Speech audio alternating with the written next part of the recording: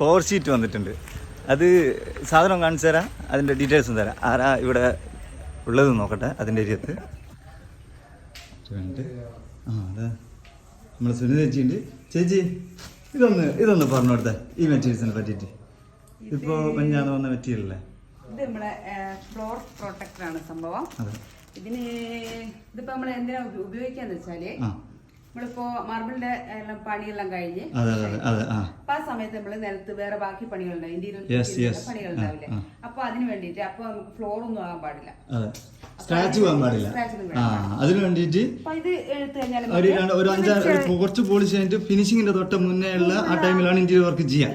ആ സമയത്ത് ഇത് വിരിച്ചു കൊടുത്തു കഴിഞ്ഞാല് അപ്പൊ നിലത്ത് സ്ക്രാച്ച് വരില്ല. അതിപ്പോ ടൈൽ ആയിക്കോട്ടെ, മാർബോണൈറ്റ് ആയിക്കോട്ടെ, ഗ്രാനൈറ്റ് ആയിക്കോട്ടെ, എന്തിന്റെ മേലെ പൊളിച്ച് കാണിച്ചു കൊടുക്കാം.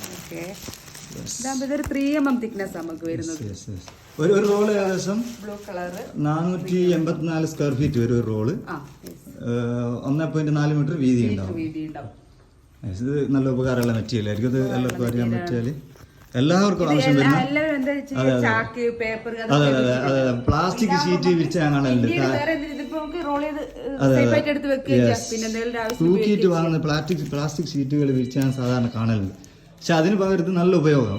കുറച്ച് ഒരു ഫോം ഷീറ്റ് പോലത്തെ മെറ്റീരിയൽ. Thank you.